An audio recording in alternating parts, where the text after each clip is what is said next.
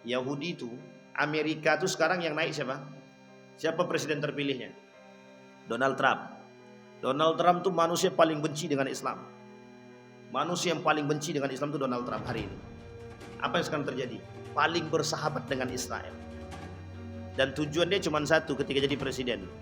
Di antara tujuan-tujuan yang lain, yang paling kita kenal adalah bagaimana memperjuangkan Israel. Bagi mereka, membunuh jiwa manusia itu biasa dan hal yang biasa. Bapak Ibu saya kasih tahu, ada namanya John F. Kennedy. Tahu John F. Kennedy Bapak Ibu ya? Presiden Amerika yang dibunuh. Ingat kalimatnya, harus ada tambahannya, yang dibunuh. Pulang dari Indonesia, dalam isu terbarunya mereka adalah meminjam duit kepada Soekarno agar bisa lepas dari kongkongan Yahudi. Sampai ke Amerika dijemput oleh ajudannya. Tak balik-balik setelah itu. Israel begitu Pak, Yahudi itu begitu Pak. Membunuh jiwa manusia itu adalah sebuah keharusan yang bertentangan dengan mereka. Yahudi dan Israel tak pandang agama, mau Islam ke Anda, Kristen ke Anda, Buddha atau Hindu, tidak pandang agama. Yang melawan kepada mereka, bunuh. Karena tujuan Israel itu cuma satu, agama nenek moyang mereka. Namanya Abrahamic religion. Dinil haq liyudhhirahu 'ala ad-dini kullih wa kafa billahi shahida. أشهد أن لا إله إلا الله وحده لا شريك له وأشهد أن محمدا عبده ورسوله لا نبي بعده اللهم صل على محمد وعلى آل محمد في العالمين إنك حميد مجيد يا أيها الناس اتقوا ربكم الذي خلقكم من نفس واحدة وخلق منها زوجها وبث منهما رجالا كثيرا ونساء واتقوا الله الذي تساءلون به والأرحام إن الله كان عليكم رقيبا وقال الله تعالى يا أيها الذين آمنوا اتقوا الله وقولوا قولا سديدا يصلح لكم أعمالكم ويغفر لكم ذنوبكم ومن يطع الله ورسوله فقد فاز فوزا عظيما. Puji syukur kehadiran Allah atas limpahan rahmat dengan mengucapkan alhamdulillahirabbil alamin. Berselawat kepada Nabi dengan mengucapkan Allahumma salli ala Muhammad wa ala ali Muhammad fil alamin innaka Hamidum Majid. Bapak Ibu sekalian yang berbahagia, mudah-mudahan di subuh hari ini Allah limpahkan rahmat dan karunia-Nya. Allah jadikan rumah tangga yang sakinah, mawaddah warahmah, anak-anak yang soleh dan solihah. Terkhusus bagi orang tua kita yang telah mendahului kita, Allah tempatkan di tempat terbaik di sisinya. Allah terima amal ibadahnya. Bagi orang tua kita yang masih hidup, Allah sehatkan, Allah kuatkan, Allah limpahkan rezeki yang luas. Kemudian Allah istiqamahkan kita semua dalam kebaikan dan ketaatan kepada Allah. Kemudian Allah anugerahkan kita sifat pejuang agama yang selalu memperjuangkan nilai-nilai agama di tengah huru-hara fitnah yang begitu besar yang kita hadapi hari ini. Maka Bapak Ibu, satu nasihat yang disampaikan oleh para ulama dan juga Nabi menyampaikan dalam hadisnya, as-sabir ala dinihi qalqabid alal jamri. Bersabarlah dengan keadaan hari ini yang kita hadapi. Orang yang bersabar dengan keadaan hari ini di zaman yang penuh fitnah, kata Nabi, mereka seperti orang yang sedang memegang bara api. Keselamatan mereka hanyalah pada kesabaran mereka. Istiqamah dalam kebaikan dan ketaatan kepada Allah, insya Allah Allah selamatkan kita, amin ya rabbal. Baik Bapak Ibu sekalian yang berbahagia, pada pertemuan kali ini kita melanjutkan kajian kita. Kemarin terakhir sampai tujuan pembunuhan. Nah ini yang kita tulis kemarin adalah dunia, kekuasaan, kedudukan dan kehormatan atau kehormatan. Allah berkata di dalam Al-Quran, wa may yaqtul mu'minan wa may yaqtul mu'minan muta'ammidan, kata Allah, fajazauhu jahannam. Ini kalimatnya simple, tak perlu lagi pemahaman yang lebih dalam sebenarnya. Kata Allah, man qatala aw wa may yaqtul mu'minan muta'ammidan fajazauhu jahannam khalidan fiha wa ghadiballahu alaihi wa la'anahu wa'adda lahum azaban azima. Yang pertama, orang yang membunuh itu, kata Allah, langsung diancam neraka jahanam. Itu tidak ada lagi konsep, tidak ada lagi di situ tawar menawar. Tetapi orang yang membunuh ini mesti ada motif. Ada motifnya yang harus dipahami terlebih dahulu. Umar bin Al-Khattab ketegasannya dalam ketika beliau menjadi seorang khalifah. Umar bin Abdul Aziz ketika menjadi seorang khalifah. Ali bin Abi Thalib ketika menjadi seorang khalifah. Pada masa Harun Ar-Rasyid, pada masa Malik bin Marwan, pada masa Muawiyah bin Abi Sufyan, pada masa Abdul Hamid.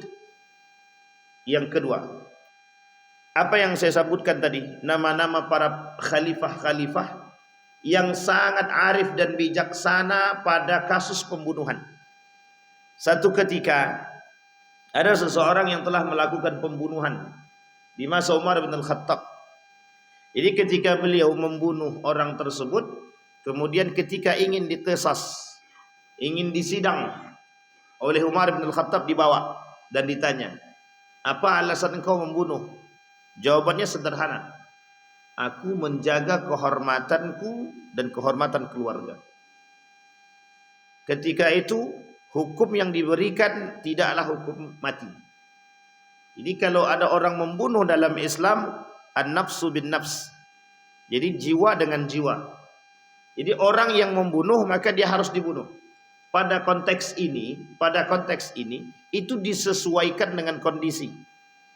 Artinya apa? Tidak semenah-menah para khalifah terdahulu memang mereka menjalankan hukum Islam. Tetapi hukum Islam yang dijalankan menyesuaikan pada kondisi kepemimpinan ketika itu. Menyesuaikan kepada arif dan bijaksananya seorang pemimpin. Dan ini yang disampaikan. Apa kata Umar bin Khattab? Apa alasan anda membunuh? Alasan dia membunuh ketika itu menjaga kehormatannya. Kita ambil contoh. Ketika bapak dibegal di tengah jalan. Bapak otomatis jaga diri, tidak mungkin ambillah. Daripada aku membunuh kau, lebih baik kau bawa aja lah. Tidak mungkin. Mesti kita melawan. Atau kalau kita tak berani, paling tidak kita kabur, kita cari bantuan. Tapi dalam kondisi tersebut ketika kita melawan, kemudian terbunuhlah lawan kita tadi. Secara hukum kita tidak dikenakan hukum dan tidak dibebankan hukum. Secara hukum. Yang menjadi masalah hari ini adalah tergantung posisi hukum tadi. Kuat ke sebelah mana? Kuat ke sebelah orang yang dibegal atau kuat ke sebelah orang yang membegal? Kalau kuat sebelah orang yang dibegal aman, tapi kalau kuat dari sebelah orang yang membegal, misal, ada yang membegal si A misalkan, ternyata yang membegalnya orang kaya, bisa dia suap menyuap selesai. Akhirnya apa yang terjadi? Kasus sebelumnya, tahun 2017 kasus itu terjadi. Seorang pemuda menjaga diri dia ketika dia dirampok, ketika dia dibegal di tengah jalan di salah satu kota di Indonesia. Dan ini viral waktu itu. Dan beliau yang masuk penjara. Karena dia menjaga diri dia, kehormatan dia, dan dia di penjara. Wah, ini unik. Di dalam agama Islam tak seperti itu. Ada orang yang menjaga harga diri dan kehormatannya, baik itu harta dia. Perampok masuk ke rumah kita, pencuri masuk ke rumah, dan tantangannya kematian. Maka pada kondisi seperti itu, ketika kita melawan dan mohon maaf pencurinya terbunuh oleh tangan kita, dalam agama kita tidak disalahkan. Konteks ini menjaga. Maka hukum ini terikat dengan hukum Islam. Ada namanya maqasidus syariah. Menjaga tujuan-tujuan agama, maqasid. Salah satunya ada hifzul mal, ada hifzul nafas, menjaga jiwa, menjaga harta, dan ada juga menjaga agama, menjaga akal, menjaga keturunan, hifzul nafas, hifzul nasl. Di dalam hukum Islam saja, dalam tujuan-tujuan syariat Islam saja, kita dibenarkan, sangat dibenarkan menjaga jiwa, menjaga harta. Maka hukum menjaga harta kita, kehormatan kita, harga diri kita, menjaga harga diri atau kehormatan agama, itu hukumnya wajib. Jadi ketika ada orang yang mengganggu, kita wajib melawan, wajib kita melawan. Dan ketika kita melawan pada kondisi yang bersamaan dan meninggal orang yang melakukan perampokan, pencurian terhadap kita, atau apapun itu, dia ingin bunuh kita tapi yang mati malah dia, itu tidak bisa disalahkan. Dan tidak ada hukum yang sebenarnya mengatur hukum ini kecuali membenarkan perilaku orang tersebut. Nah, ini penting untuk dipahami. Pada konteks ini, orang yang membunuh, misalkan membunuh pencuri tadi, itu orang yang tidak sengaja. Membunuh dengan tidak sengaja, membunuh dengan menjaga kehormatan, dengan menjaga harta, dengan menjaga jiwa dan lain sebagainya. Dan ini di dalam Islam bukan membunuh namanya, tapi bertahan. Sampai di sini bisa dipahami, Bapak Ibu. Umirtu an uqatilan nasa hatta yashhad. Aku diperintahkan oleh Allah, kata Nabi, untuk bertahan, menyerang setelah diserang. Kalau dia tak menyerang kita, kita tak usah serang dia. Loh, sekarang bukan tidak begitu, saling serang malah. Yang serang saya serang dia. Nanti kita sebutkan model pembunuhan itu, Bapak Ibu. Sampai sini paham ya, Bapak Ibu ya. Jadi motif pembunuhan itu ada yang sengaja, ada yang tidak sengaja. Yang sengaja itulah yang kemudian yang tidak dibenarkan oleh Islam. Ada orang merampok sekaligus bunuh. Kasus hari ini, kata Nabi dalam riwayatnya, kata Nabi dalam hadis yang lain, kata Nabi, kelak di akhir zaman kalian akan melihat orang saling berbunuh. Dan kalian akan melihat begitu banyak pembunuhan-pembunuhan itu. Nah, Bapak Ibu sekalian yang berbahagia, setiap waktu kita melihat kasus pembunuhan. Setiap hari kita melihat berita pembunuhan. Baik anak yang membunuh orang tua, suami membunuh istri, dan sebaliknya. Kasus ini, kata Nabi, kelak di hari kiamat, di akhir zaman, kata Nabi, akan banyak kalian jumpai orang-orang begitu mudah membunuh jiwa orang lain.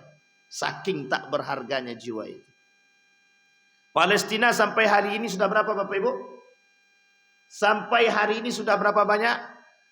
Dari data yang terbaru saja, sekitar 80.000 jiwa sudah melayang dalam waktu 1 pekan. 1 pekan. 1 pekan itu berapa? 1 minggu. Itu 80.000. Yang sakit sekitar 163.000. Begitu mudahnya bagi mereka memandang jiwa manusia tadi. Jadi bagi mereka jiwa itu tak berharga. Apa tujuan Israel membunuh Palestina? Sudah kita sampaikan di pertemuan sebelumnya. Apa tujuannya? Tujuannya cuma satu. Kedudukan. Kedudukan itu maksudnya apa? Ingin mendudukkan tanah Palestina sebagai bentuk tanah nenek moyangnya Israel. Padahal mereka melakukan permintaan itu dengan cara yang tidak sopan, tidak baik. Kepada Sultan Abdul Hamid. 50 tahun sebelum runtuhnya Turki Utsmani. Apa yang terjadi? Dalam bahasa yang sama, runtuh Turki Utsmani, Kemal Atatürk diberikan sebidang tanah oleh Kemal Atatürk, yang hari ini sebidang tanah itu menjadi tanah beneran bagi mereka. Dan hari ini meluas. Dan bagi Israel itu bukan Palestina saja. Semua orang yang menyangkut atau melawan kepentingan mereka bunuh. Harga diri mereka, nyawa mereka itu tak lebih daripada nyawa binatang. Kita, nyawa kita ini tak lebih daripada nyawa binatang. Jadi kapan mereka mau bunuh itu urusan. Itu terserah mereka. Saking tidak berharganya. Maka Bapak Ibu sekalian yang berbahagia, perlu dipahami bahwa di akhir zaman itu, kata Nabi, memang pembunuhan itu marak. Pembunuhan itu marak. Maka jaga anak cucu dan lain sebagainya, tolong dijaga. Hari ini salah gaul kita susah. Salah gaul susah. Salah pergaulan anak kita, bertengkar, nyawa melayang. Nyawa yang melayang. Tukang parkir bisa membunuh kawan sendiri hanya gara-gara lahan parkir. Ini kasus 2022. Rame tukang parkir membunuh kawan sendiri hanya gara-gara rebutan lahan parkir. Artinya apa, Bapak Ibu sekalian yang berbahagia? Ada motif, ada tujuan. Mengapa mereka membunuh? Nah, membunuh tadi ada 2 macam. Satu yang sengaja, satu yang tidak sengaja. Yang tidak dibenarkan dalam Islam adalah yang sengaja. Yang tak sengaja Islam tak bisa katakan. Dan tidak ada hukuman terkecuali Ada orang yang motif-motif tertentu ingin melakukan pembunuhan dengan gaya-gaya tertentu. Yang tadi kita sampaikan. Tetapi tak sengaja kita membunuh dalam bertahan, maka di dalam Islam itu tidak dipermasalahkan. Nah, ancaman yang tadi Allah berikan kepada pelaku pembunuh tadi, yang membunuh dengan sengaja. Apa ancaman bagi Allah dari Allah? 1, neraka jahanam. Dan mereka kekal di dalamnya. Tapi kalau sebelum mati taba ilallah, bertaubat dia kepada Allah sebelum dia mati, fataqabbala taubatahu. Allah terima taubatnya. Ini Bapak Ibu jangan pernah merasa bahwa Islam itu akan meninggalkan pelaku-pelaku kezaliman. Tak. Bahkan Allah lebih dekat bersama mereka ketimbang kita Bapak Ibu. Qul li'ibadiyalladzina asyrafu ala anfusihim la taqnatu min rauhillah. Kalimat pertama. Yang kedua, la taqnatu min rahmatillah. Jadi orang yang banyak dosa dia, yang sudah israf, 100 orang yang dibunuh dia, masih ada pintu taubat bagi mereka. Sebesar apapun dosa yang mereka lakukan, kalau mereka taubat, maka Allah terima taubat mereka. Termasuk sekalipun syirik. Sekalipun dosa syirik. Kalau bertobat, kalau tak bertobat, kekal di dalam neraka, khalidan fiha. Kemudian wa ghadiballahu alaihi, Allah marah kepada mereka dan murka. Jadi orang yang pernah membunuh jiwa manusia, 1 orang saja, faka'annama qatalan nasa jami'an. Orang yang telah melakukan pembunuhan terhadap manusia dengan sengaja, maka dia seakan-akan dosa dia sama membunuh dengan sekian banyak manusia. 1 orang yang dia bunuh. Tapi kalau kami bunuh binatang bagaimana Pak Ustaz? Nah, jangan samakan binatang dengan manusia. Itu namanya menyamakan. Baik Bapak Ibu ya. Nah, kalau 1 orang saja yang kita bunuh, faka'annama qatalan nasa jami'an. Seorang sahabat Nabi, ketika dia membunuh dengan tak sengaja, dia membunuh sahabat dia, kawan dia, artinya sesama agama dia, sesama muslim, penyesalan dia begitu besar. Datang dia kepada Nabi, dia katakan, bagaimana Nabi? Aku sudah membunuh saudara kita, sesama muslim. Ketika dia hendak dibunuh, kemudian dia mengatakan asyhadu an la ilaha illallah. Itu diancam sama Nabi. Ketika orang ingin dibunuh, bersyahadat dia, Usamah itu seorang sahabat Nabi, panglima perang. Itu gagah sekali kalau dalam berperang. Satu ketika orang kafir Quraisy tadi ingin membunuh Nabi. Ketika ingin membunuh Nabi, diperangi oleh Usamah. Ketika pedangnya Usamah ingin sampai ke leher musuh tadi, seketika musuh tadi mengatakan asyhadu an la ilaha illallah. Yang tadinya pedang melayang langsung di stop sama Nabi. Tapi ternyata kata Usamah, dia itu menipu, langsung dibunuhnya. Apa kata Nabi kepada Usamah? Andai kata dia betul bertobat kepada Allah dan masuk ke dalam Islam dan Allah terima Islamnya, maka terkutuklah anda dan celakalah dirimu. Menyesal. Tapi kalau dia menipu, itu yang menjadi masalah hari ini. Karena orang hari ini tak sama dengan dulu. Kalau orang hari ini orang hari ini dia pura-pura menipu dia. Pura-pura bersyahadat, pura-pura masuk Islam. Orang yang sudah tidak menyerang saja dia masuk Islam pura-pura tapi menghancurkan Islam dari dalam. Nah, ini gaya-gaya orang sekarang.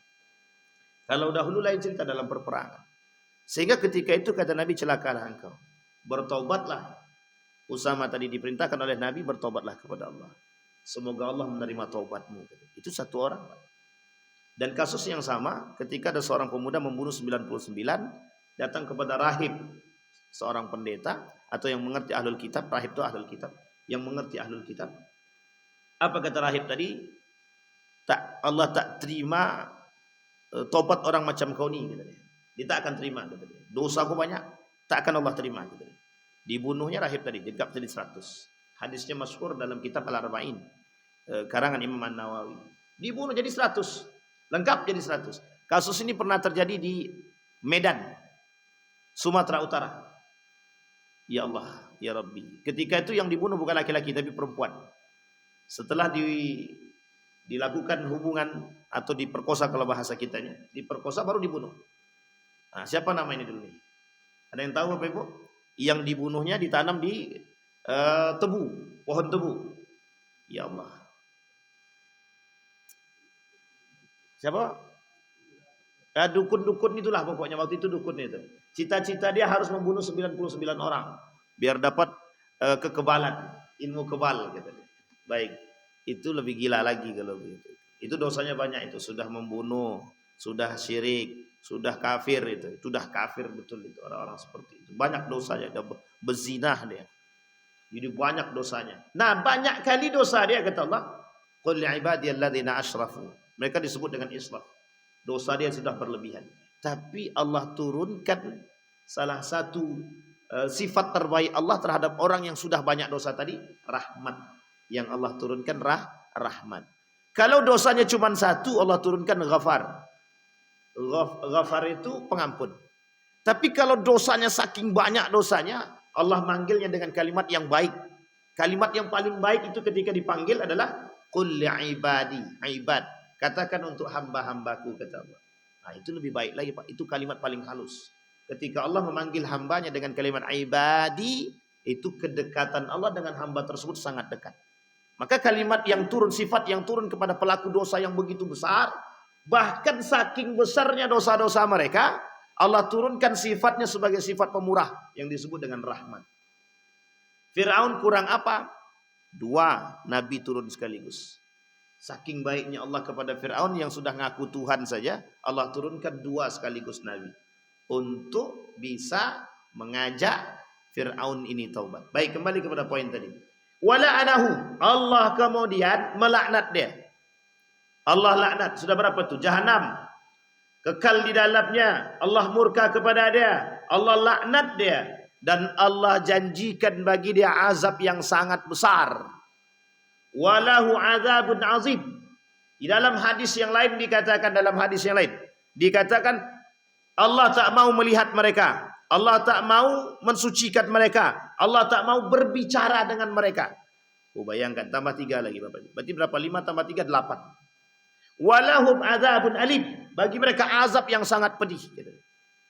Ini Bapak Ibu. Jadi membunuh ini tidak gampang.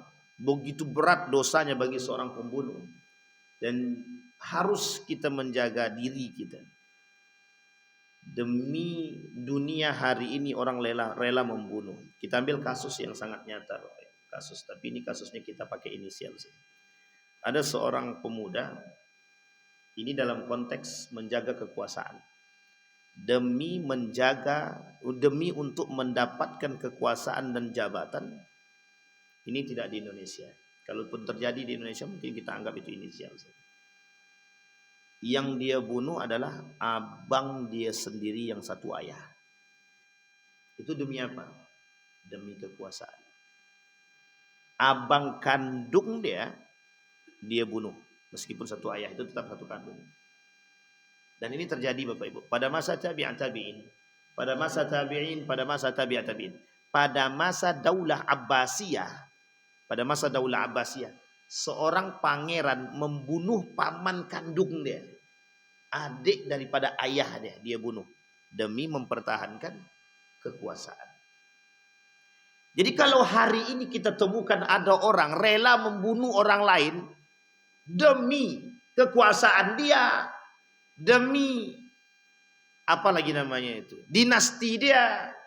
Itu sudah pernah terjadi masa itu. Pertanyaan kita, kok begitu mudahnya mereka membunuh jiwa orang lain?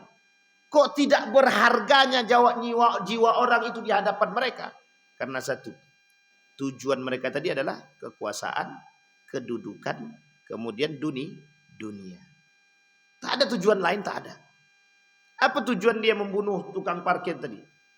Menjaga kehormatan. Apa tujuan lagi? Dunia. Bahkan demi sesuap nasi pun bisa nyawa melayang. Hanya demi sesuap nasi. Begitu tak berharganya diri manusia hari ini. Kemudian Allah katakan walladzina la yad'una ma'allahi ilahan akhar wa la yaqtuluna an-nafsa allati harramallah illa bil haqq. Tidak ada yang boleh membunuh manusia kecuali yang benar-benar dibenarkan oleh agama. 3. Dalam hadis Nabi 3. Kita boleh membunuh orang itu 3. Dan itu pun ada prosedur tertentu, tidak bisa sembarangan. Yang pertama kata Nabi, murtad. Man irtadda an dinihi damuhu halal. Orang yang keluar daripada Islam, darah dia halal.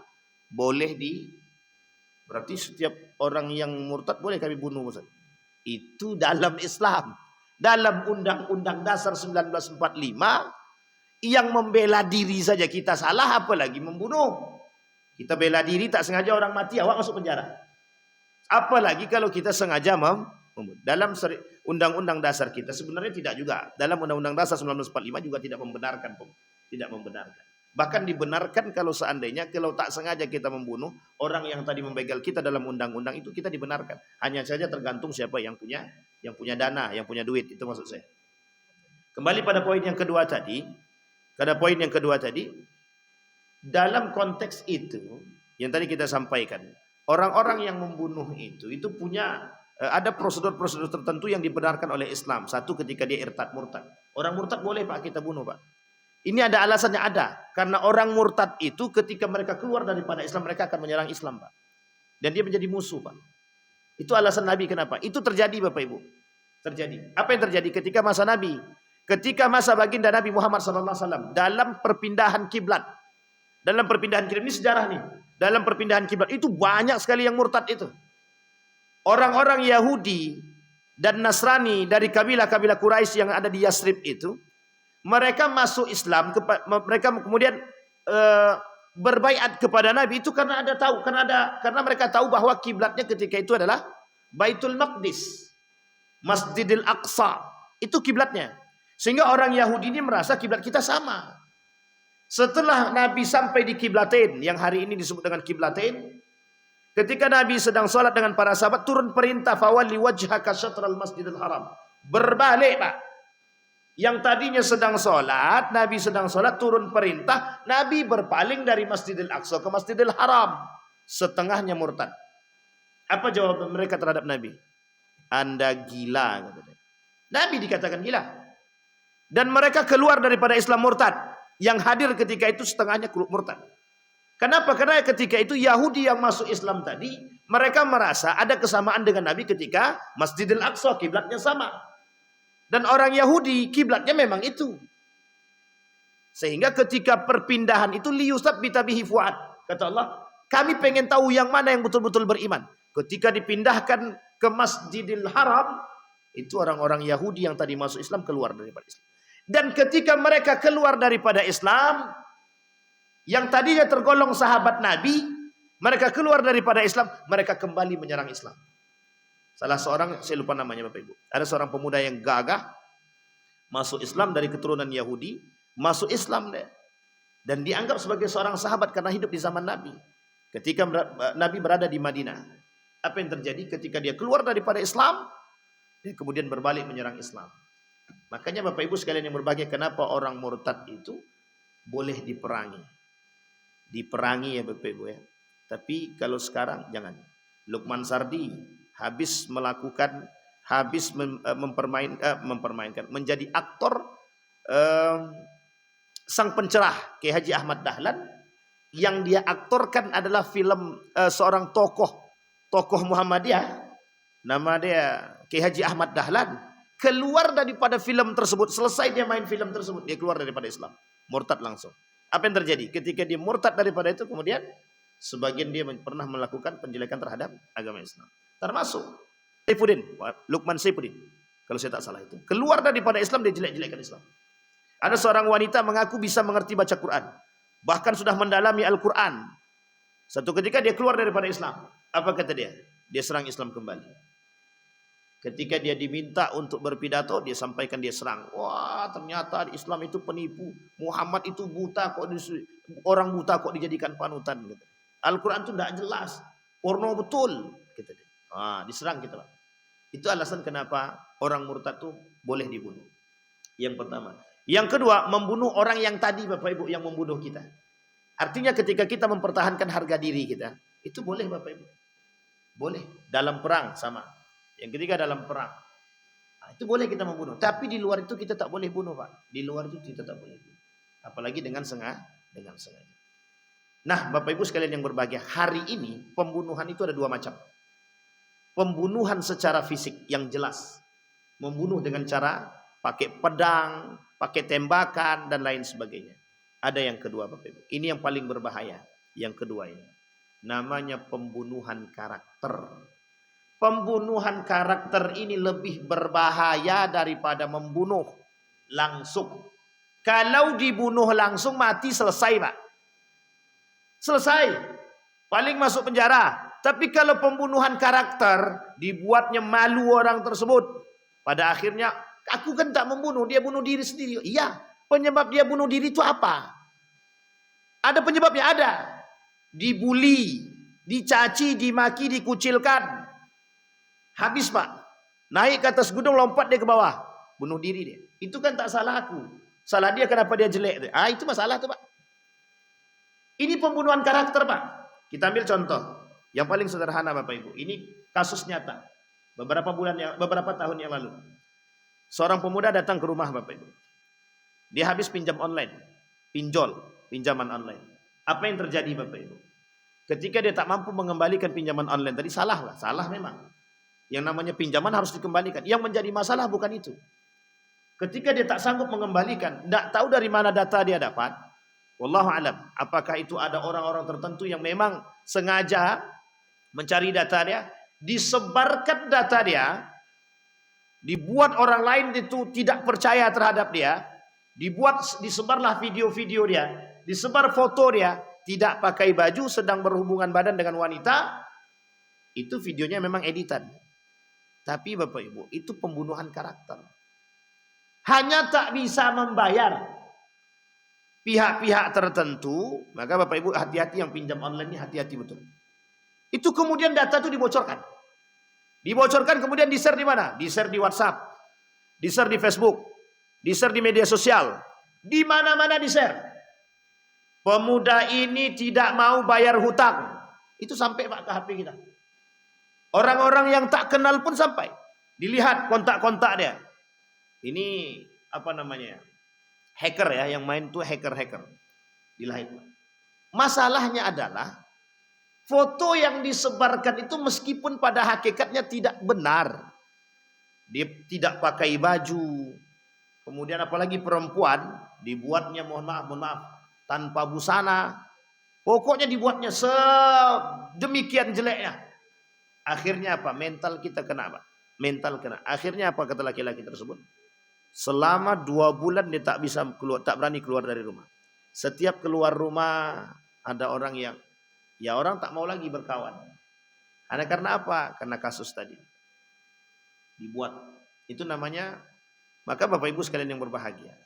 Kalau ada sesuatu yang masuk ke HP kita terkait orang lain, tolong itu jangan cepat-cepat diterima. Kalau bisa langsung dihapus saja. Tak perlu kita yang nyebarkan. Kalau kita yang nyebarkan, kita nambah dosa itu namanya. Udah kita tidak tahu, kemudian kita ikut sebarkan, kita nambah dosa. Ini masalahnya Bapak Ibu. Nah sekarang ada pembunuhan karakter yang paling mudah. Yang paling nampak sekarang ini begini Bapak Ibu. Maka saya katakan Bapak Ibu dalam beberapa pertemuan itu saya sampaikan. Hari ini terlalu mudah bagi orang melakukan pembunuhan karakter. Terlalu mudah untuk melakukan pembunuhan karakter. Kita ambil contoh. Ada seorang pemuda misalkan tak suka dengan dengan imam masjid misalkan. Dijelek-jelekkannya imam masjid tadi, bukan hanya sekedar itu, diisukanlah apa ABC. Misalkan imam masjid ini sedang berdiri dengan seorang perempuan misal. Padahal dalam konteks perempuan itu mungkin bertanya kepada imam masjid tadi. Difoto. Ini karena tak suka tadi nih, difoto, disebarkan. Ini sudah berzina katanya. Berzina. Bapak Ibu tahu siapa yang saya sebutkan tadi? Karakter ini pernah terjadi pada masa baginda Nabi Muhammad SAW. Yang dilakukan oleh Abu Ubaid bin Salul. Siapa dia Bapak Ibu? Siti Aisyah. Turun surat An-Nur ayat 1-9. Itu yang difitnah siapa? Pembunuhan karakter siapa? Istri Nabi. Nabi ketika itu tak bisa berbuat apa-apa. Apa kata Umar bin Khattab? Perintahkan aku bunuh. Abu Ubaid bin Salul itu kita potong kepalanya sekarang. Apa jawaban Nabi? Kau mau orang-orang lain melihat bahwa Nabi membunuh sahabat dia sendiri? Begitu munafiknya dia, Abu Ubaid bin Salul tadi, masih dikatakan oleh Nabi, sahabat. Dan kejadian itu hari ini kita temukan Bapak Ibu. Kaum munafik itu banyak Bapak Ibu, banyak. Bahkan kadang-kadang dari teman kita Pak, berkawan lama tiba-tiba mohon maaf, berkawan lama tiba-tiba awak pun yang dimakan nih. Nah, ini masalah nih Bapak Ibu. Di-share lah video tadi. Padahal Pak Imam tadi cuma berdiskusi. Ibu tuh mungkin bertanya di foto. Imam berselingkuh karena kebencian. Karena kebencian. Atau ada karena yang lain? Ada. Mungkin karena urusan-urusan dunia. Karena urusan politik. Karena urusan kekuasaan dan lain sebagainya. Jadi Bapak Ibu sekalian yang berbahagia. Lebih berbahaya Bapak Ibu. Kita ambil contoh yang lain. Seorang anggota dewan bunuh diri gara-gara. Gara-gara difitnah berselingkuh. Kemudian rumah tangganya hancur. Kemudian terjerat kasus. Dibuatlah skandal. Dibuatlah kasus-kasus karena kebencian tadi. Akhirnya pun terjadi stres. Stres Pak. Stresnya Pak gila. Anggota dewan Pak. Bayangkan. Berat Bapak Ibu. Anak-anak zaman sekarang dibully. Tidak mau masuk sekolah lagi. Apa jawabannya? Aku dibully terus di sana. Pembunuhan karakter itu jauh lebih berbahaya. Kalau bunuh begitu di tempat mati selesai urusan Pak. Tapi kalau pembunuhan karakter itu ketika dibunuh itu tidak langsung mati. Artinya apa? Membunuh secara perlahan. Itu lebih berat Pak. Bahkan ketika dibawa ke seorang psikolog, apa jawaban psikolog tuh? Paling tidak anak ini harus dilakukan terapi psikologi. Coba bayangkan tuh, terapi psikologi. Sebulan tak mempan, 2 bulan tak mempan, 3 bulan stres anaknya bunuh diri dia. Ini kasus-kasus nih. Beberapa bulan yang lalu ada seorang mahasiswa karena tekanan batin di sekolah dia diejek. Di rumah dia tidak disukai oleh orang tua dia. Ini dalam tulisan surat dia. Lompat dari lantai 10 kalau tak salah. Lompat dari lantai 10 kemudian mati. Tinggal. Dalam tulisannya ya Pak ya. Dalam suratnya yang dia tinggalkan. Terlalu banyak beban hidup yang kuterima. Gitu. Orang-orang sekelilingku pun tak pernah mau perhatian terhadap diriku. Tidak ada lagi gunanya aku hidup. Gitu. Mati, lompat. Makanya jangan salah Pak, masalah bully itu berbahaya. Bully itu berbahaya, sangat berbahaya sekali. Nah itu pembunuhan. Nah pembunuhan karakter seperti ini Bapak Ibu jauh lebih berbahaya ketimbang dibunuh secara langsung. Dan itu lebih menyakitkan Bapak Ibu. Dan itu yang diancam oleh Allah. Itu juga diancam oleh Allah. Maka jangan pernah kita tak boleh. Maka ini alasan Allah kenapa wala tanabazu bil alqab. Ini harus dipahami Bapak Ibu. Ini alasan Allah mengatakan wala tanabazu bil alqab. Jangan kalian saling memanggil nama kawan-kawan kalian dengan panggilan yang enggak benar. Itu alasannya. Karena itu masuk dalam kategori bully. Nama sebaik-baiknya Luqmanul Hakim. Kem. Mana Kem? Itu masih mending Pak. Masih mending. Namanya Muhammad Ridwan. Ucup, kuncup nih. Lain arti Pak. Baik, kembali kepada poin kita tadi. Kata Allah, boleh kita membunuh tapi pada yang dibenarkan. Illa bil haq. Illa bil haq itu artinya adalah pada sesuatu yang dibenarkan. Kata Imam Syamsuddin Az-Zahabi menjelaskan pada ayat tersebut. Kata Imam Syamsuddin dalam kitabnya Al-Kabair tadi, kata Imam Syamsuddin itu ada poin-poin tertentu dan ada syarat-syarat tertentu untuk boleh membunuh. Makanya Bapak Ibu, ketika hukum kisos terjadi di Jeddah ada namanya Masjid Kisos. Di Jeddah namanya masjid, sekarang tak berlaku lagi Pak. Dulu aja yang berlaku, sekarang tak berlaku. 2010 masih berlaku. Di Masjid Kisos itu Bapak Ibu setiap hari Jumat kita akan melihat darah mengalir. Nah, yang kasusnya pembunuhan maka dibunuh. Tapi sebelum dibunuh Bapak Ibu dia ditanya dulu. Ini tidak semena-mena main bunuh begitu saja. Kalau sudah benar-benar banyak yang dilakukan pembunuhannya dan sengaja tidak motifnya betul-betul ini, maka baru dibunuh. Baru dia dibunuh. Sama pemotongan tangan juga begitu dan lain sebagainya. Baik. Kemudian Allah katakan dalam surat yang lain, min ajli dzalika katabna ala bani Israil annahu man qatala. Ini kalimatnya sejalan dengan apa yang kita sampaikan. Apa kata Allah? Min ajli dzalika. Min ajli dzalika katabna ala bani Israil annahu man qatala nafsan bighairi nafsin aw fasadin fil ardi faka'annama qatalan nasa jami'ah wa man ahyaha faka'annama ahyan nasa jami'ah. Allah peringatkan Bani Israel. Kenapa kok Bani Israel yang diperingatkan oleh Allah dalam ayat ini? Secara khusus Bani Israel, secara umum kita semua. Kenapa kok Bani Israel? Bapak Ibu tak perlu saya jelaskan, Bapak Ibu dah lihat apa yang mereka lakukan. Sekarang saya tanya Bapak Ibu, ada enggak pentingnya nyawa kita nih bagi Yahudi? Enggak ada, Pak. Yahudi itu, Amerika itu sekarang yang naik siapa? Siapa presiden terpilihnya? Donald Trump. Donald Trump itu manusia paling benci dengan Islam. Manusia yang paling benci dengan Islam itu Donald Trump hari ini. Apa yang sekarang terjadi? Paling bersahabat dengan Israel. Dan tujuan dia cuma satu ketika jadi presiden. Di antara tujuan-tujuan yang lain, yang paling kita kenal adalah bagaimana memperjuangkan Israel. Bagi mereka, membunuh jiwa manusia itu biasa. Dan hal yang biasa. Bapak Ibu saya kasih tahu, ada namanya John F. Kennedy. Tahu John F. Kennedy Bapak Ibu ya? Presiden Amerika yang dibunuh. Ingat kalimatnya, harus ada tambahannya, yang dibunuh. Pulang dari Indonesia, dalam isu terbarunya mereka adalah meminjam duit kepada Soekarno agar bisa lepas dari kongkongan Yahudi. Sampai ke Amerika dijemput oleh ajudannya. Tak balik-balik setelah itu. Israel begitu Pak, Yahudi itu begitu Pak. Membunuh jiwa manusia itu adalah sebuah keharusan yang bertentangan dengan mereka. Yahudi dan Israel tak pandang agama, mau Islam ke Anda, Kristen ke Anda, Buddha atau Hindu, tidak pandang agama. Yang melawan kepada mereka, bunuh. Karena tujuan Israel itu cuma satu, agama nenek moyang mereka. Namanya Abrahamic religion. Namanya agama Ibrahim. Jadi membunuh orang itu biasa. Dan itu tidak ada namanya rasa simpati, itu tidak ada. Antipati itu tidak ada Bapak Ibu. Bunuh aja, tembak di tempat, mau terserah, mau gimana terserah. Jadi itu lebih berbahaya juga, parah itu. Makanya Bani Israel itu memang sangat diancam oleh Allah. Bani Israel ini manusia pembangkang, manusia pelawan. Pokoknya lengkap. Sifat buruk ada pada Bani Israel, tapi sifat yang baik juga ada pada dia. Wa anna faddaltukum 'alal 'alamin, kata Allah, aku lebihkan kau daripada yang lain, kata Allah. Itu Bani Israel juga. Karena Bani Israel ini Bapak Ibu dari keturunan Nabi Ya'qub alaihi salam. Nama lain daripada Ya'qub itu adalah Israel. Jadi nama lain daripada Nabi Ya'qub, nama lainnya adalah Israel. Jadi Israel itu sebenarnya nama lain daripada Nabi Ya'qub alaihi salam. Yang dulu, Israel yang sekarang itu bukan pengkhianat. Israel yang sekarang itu pengkhianat. Baik. Sampai di sini bisa dipahami Bapak Ibu? Kira-kira ada yang mau membunuh? Kira-kira masih mau menyebarkan video-video yang tak benar? Masih mau menyebarkan berita-berita yang tak benar? Masih mau duduk bersama orang-orang kaum munafik yang suka menyebarkan fitnah? Sama Bapak Ibu.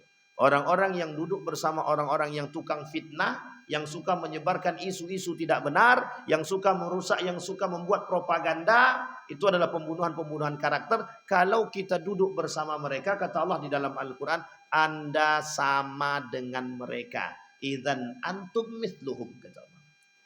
Fatara khalqan katsiran minad dalal yadkhuluna fis sihr. Ada kalimat selanjutnya Bapak Ibu, dosa besar yang ketiga.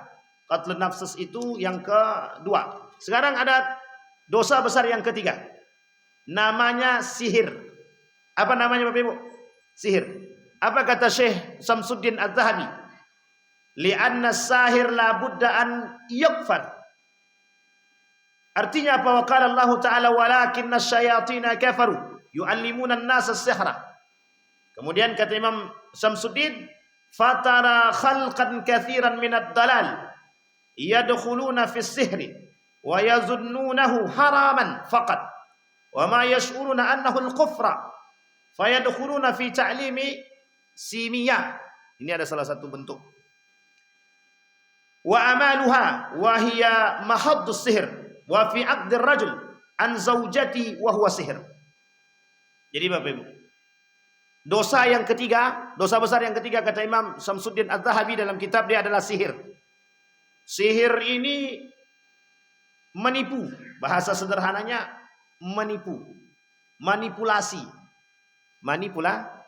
Seorang laki-laki yang lisan dia bisa berbicara manis di hadapan istrinya, Yang membuat istri dia tertipu dengan manisnya lisan dia, sihir. Hati-hati suami-suami yang pandai berbicara di hadapan istri, itu namanya sihir. Ini bahasanya begitu dalam kitabnya. Wa fi 'aqdir rajul an zaujatihi wa huwa sihr. Sekalipun artinya gini, sekalipun lisan yang berbicara itu mampu memanipulasi, yang disampaikan dia tak benar, tapi seolah-olah benar, itu namanya sihir namanya itu. Yang disampaikan ini sebenarnya nggak benar, tapi dibuat seolah-olah benar. Jadi bahasa sederhananya begini. Bang Bembeng berbicara kepada Ardi, seolah-olah meyakinkan apa yang dia bicarakan itu benar gitu. Padahal itu tidak ada benarnya, itu sihir namanya. Percaya pula Ardi kepada lisannya tadi kan, itu namanya sihir juga. Berarti apa bahasa lainnya itu? Manipulasi lisan tadi apa namanya ya? Pokoknya manis di lidah lah kalau gitu. Lidah dia manis sekali, pandai kali dia berucap. Itu namanya pandai berucap. Padahal itu dalam bahasa lain disebut dengan itu juga sihir. Meskipun yang dimaksud oleh agama adalah sihir itu bermain dengan setan. Ada campur tangan setan. Orang sakit bisa langsung sembuh, dikatakan sihir. Misal, Bapak Ibu datang ke dukun, minum air nih, langsung sembuh dia, mesti sihir. Tertipu dia dengan dosa yang tertipu dengan setan-setan yang ada di belakang. Jangan ada tersinggung Bapak Ibu ya. Ini agak berat ini gara-gara kasus inilah kami nih. Ada kemarin kami sampaikan masalah kasus ini, sihir ini, wah itu banyak yang menghujat. Kami tidak begitu. Wah, ini katanya. Padahal awak dulu sempat nuntut ilmu hitam, ilmu putih kan. Jadi ilmu hitam, ilmu putih itu sama-sama pakai setannya, Pak. Mau putih kayak mau hitam kayak sama lah, ada setannya itu. Tapi kan kami nuntut ilmu putih aja, Ustaz. Iya, mau ilmu putih kayak mau ilmu hitam ada setannya. Ilmu putih dituntut cuman pakai ini aja, Ustaz. Kami cuman puasa muti aja. Tahu Bapak Ibu puasa muti orang Jawa pasti tahu. Puasa muti itu makan nasi putih, minum air putih selama 40 hari. Apa ilmu yang dituntut? Nah, nanti dikasih tahu. Ilmu yang dituntut misalkan ilmu Hanoman. Hanoman itu bisa lompat Pak dari sini bisa sampai ke sana langsung. Itu namanya ilmu Hanoman. Ilmu kebal, ilmu pelet. Nah, itu banyak tuh. Kalau mau menuntut ilmu pelet silahkanlah. Dulu waktu di Banyuwangi begitu Pak. Nah, tersebutlah nama kota lagi. Jadi dulu waktu saya sekolah itu di Jawa Timur itu begitu. Jadi kita temukan ada orang-orang yang nuntut ilmu hitam. Kata mereka bukan ilmu hitam tuh, itu ilmu putih gitu. Tak sama ilmu hitam dan ilmu putih tak sama. Yang nuntut ilmu, apapun ilmu yang dituntut untuk mendapatkan keajaiban pada diri kita, itu mesti pakai setan. Iblis, jin, hantu belau. Tidak ada Bapak Ibu. Kenapa? Alasannya pakai bismillah sekalipun dibalut dengan bismillah. Ibnu Muljam, tahu Bapak Ibu Ibnu Muljam? Tahu ya? Siapa Bapak Ibu Ibnu Muljam? Pembunuh siapa dia? Ali bin Abi Thalib. Itu pakai bismillah itu. Tahu Bapak Ibu pembunuh Utsman bin Affan? Pakai Allahu Akbar itu. Tahu pembunuh Al-Husain? Yang memenggal kepala Al-Husain itu membunuhnya itu pakai takbir, Pak. Allahu Akbar. Bahagia dia membunuh kepala cucu Nabi itu. Bahagia hati dia ketika dia memenggal kepala Nabi dengan kalimat Bismillahi Allahu Akbar. Jadi jangan salah Bapak Ibu. Kaum munafik itu, orang-orang khawarij itu pakai bismillah, pakai Allahu Akbar. Makanya tidak bisa Bapak Ibu, hati-hati. Yang bermain dengan setan, orang yang bermain dengan sihir, itu mesti ada setannya. Orang yang bermain dengan setan, tunggu. Setan tuh pasti minta tumbal.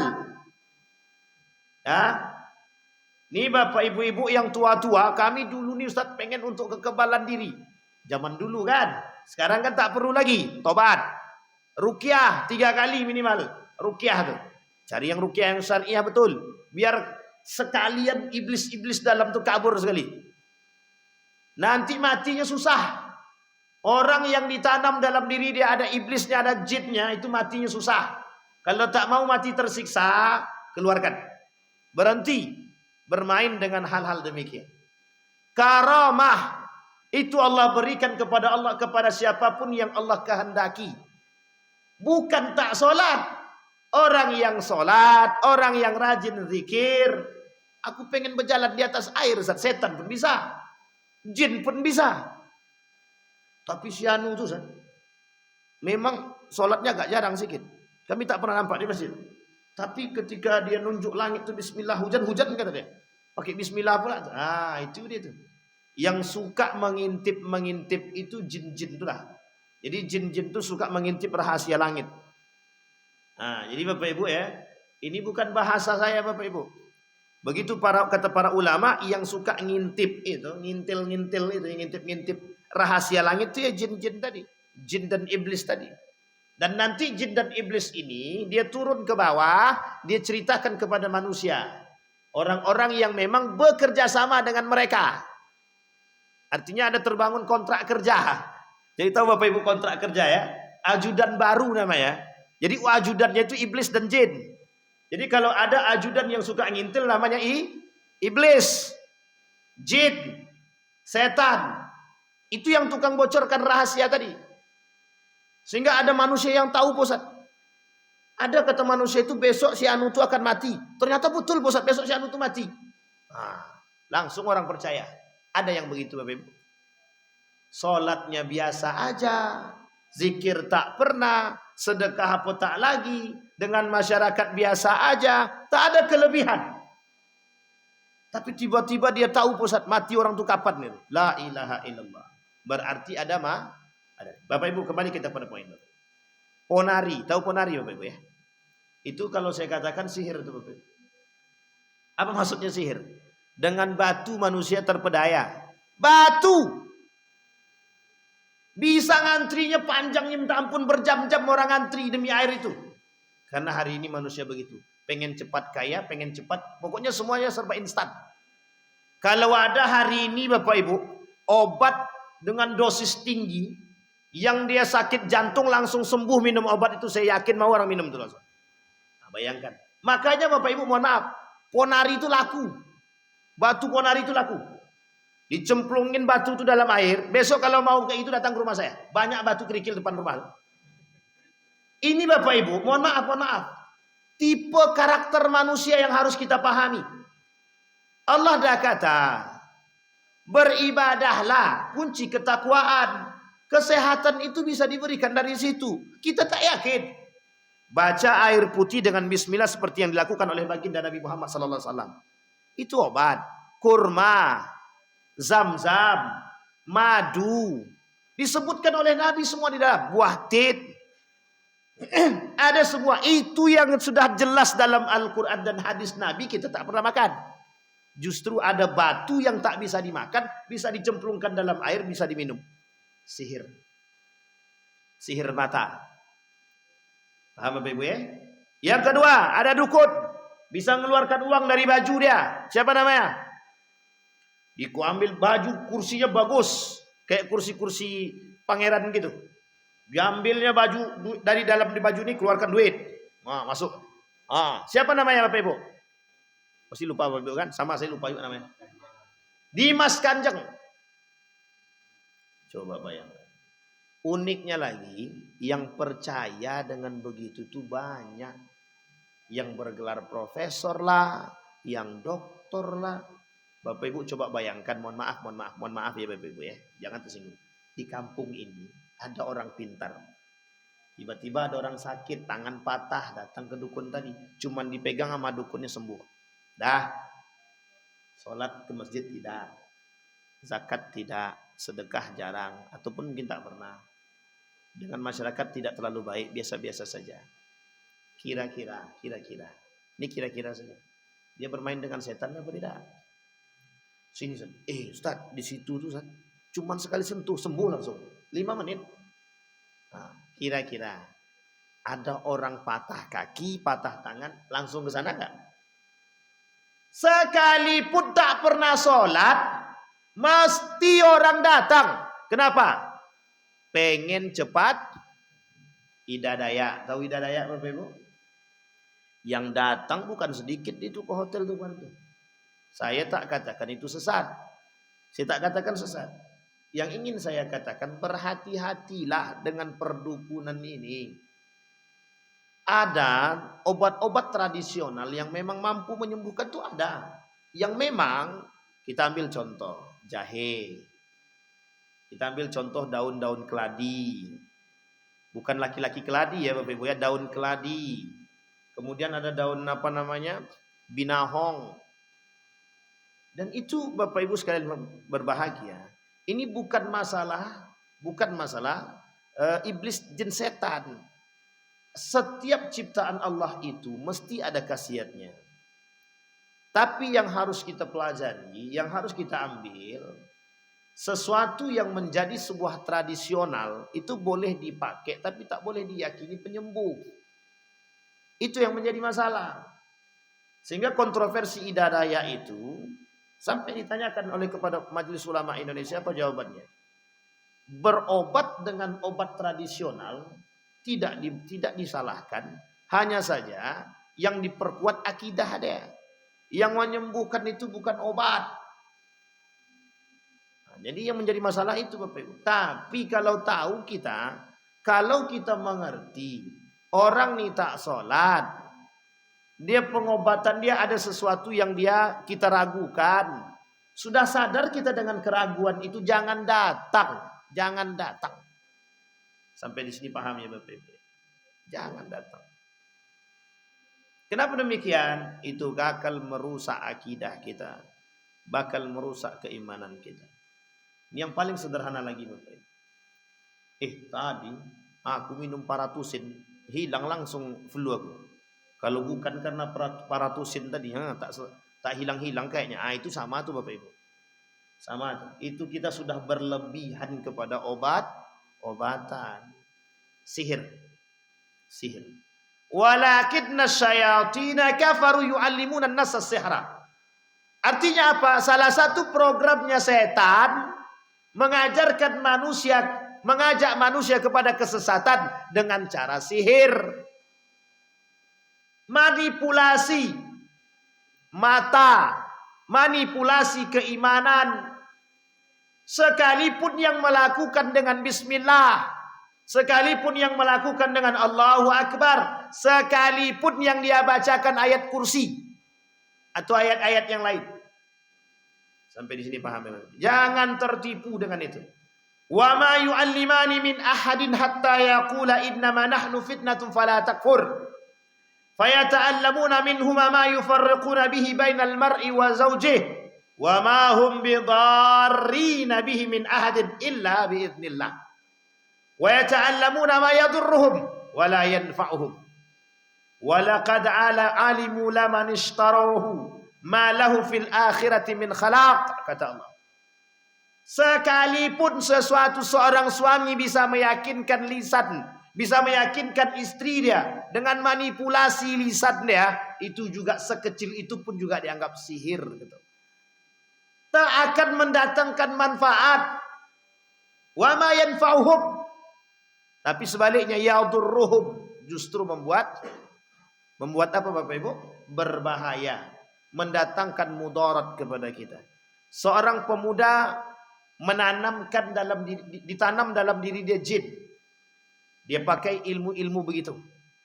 Mati dia Bapak Ibu, mati muda pemuda tersebut, tinggal istri dia, setiap malam istri dia berhubungan dengan jin tersebut. Ini cerita nyata. Setiap malam perempuan itu melihat laki-laki seperti suami dia. Padahal suami dia sudah meninggal, sudah mati. Setelah 1 bulan baru dia sadar bahwa suami dia sudah mati. Berarti selama ini dia berhubungan dengan siapa? Gunderwo gitu. Sampai di sini paham ya Bapak Ibu. Baik. Apa ancaman bagi orang-orang yang melakukan sihir? Orang yang bermain dengan sihir kafir. Orang percaya dengan dukun kafir. Man atakahinan fatasaddaqa bima qala faqad kafara. Orang yang datang kepada dukun, yang bermain dengan jin, iblis, setan, hantu belau, yang kemudian orang tersebut percaya dengan perbuatan demikian dan meyakini dan mengimani, faqad kafara, dia telah melakukan perbuatan kufur, terjerumus, rusak akidah dia, rusak agama dia, rusak syahadat dia, batal syahadatnya, batal agama dia, batal akidah dia, batal iman dia. Artinya apa Bapak Ibu? Dia tak keluar daripada Islam, tapi perbuatan dia sama seperti orang yang keluar daripada Islam, kufur. Hati-hati Bapak Ibu. Maka yang harus kita perkuat hari ini adalah bagaimana kita membentengi iman kita, akidah kita diperkuat agar kita bisa selamat. Mohon maaf Bapak Ibu, yang namanya praktik-praktik perdukunan itu cukup laris. Cukup laris. Kenapa? Karena mohon maaf, orang pintar itu juga laris, dukun juga laris. Kenapa? Karena terlalu banyak manusia yang hari ini instan, pengen cepat kaya.